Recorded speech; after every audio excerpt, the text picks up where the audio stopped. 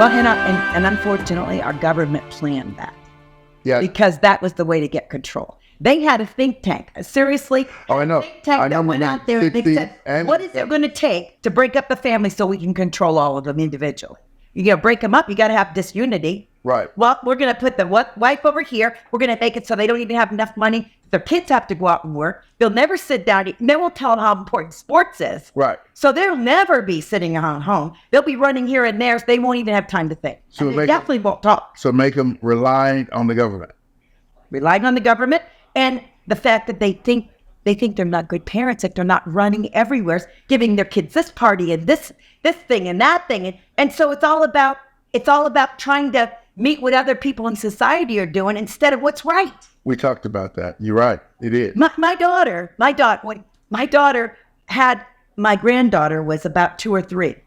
Her idea was she went out and rented the clowns from the Ringling Brothers circuits from her birthday party. Wow. And my granddaughter didn't even know what was going on, nor did she care. And I said to her, a private family party just celebrating that we have that child would be enough. Yeah. And they would know that we got their attention because we're spending time. But she didn't do that for the daughter. A whole room of people. She didn't do that for her daughter. She did that for everybody else.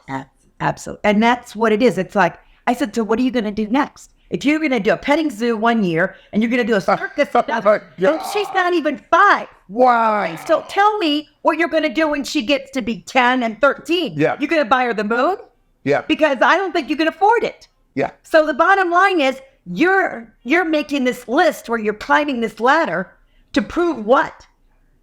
Wow. That you may not lived exactly the life you wanted to live because you were trying to make these goals happen. You might have had to slide a little bit on what you really believed was true to make this happen. Wow. So then you've already compromised your morals. Right.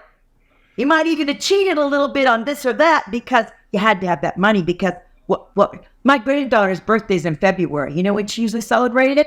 What? The end of March. Because it took her that long to get the money for the huge party. Wow. And she didn't even have the party on her birthday. Wow. And I just went like, this is crazy stuff. It does sound great. But I knew it was crazy. They didn't, but I just watched the whole generation does that.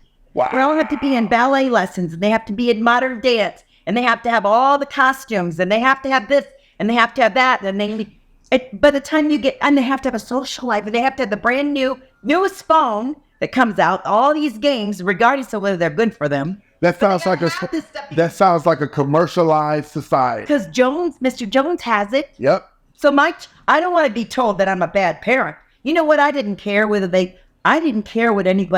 they judged me. If I was doing it right, I was okay with that. That's right. And we lost that.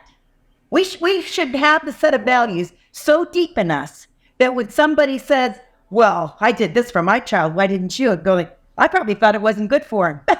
And I have no problem saying that. Right. And you should be okay with that. Because when you lose that, you've lost all your character. You've lost all your integrity. You've lost everything. You're people pleasing, which we talked about the other day. Yes. You're people pleasing. Yep. And you know what? You're never going to please people. And they don't ever want the same thing 5 minutes in a row. That's true. That's absolute truth. Amen. Amen. That is absolute truth.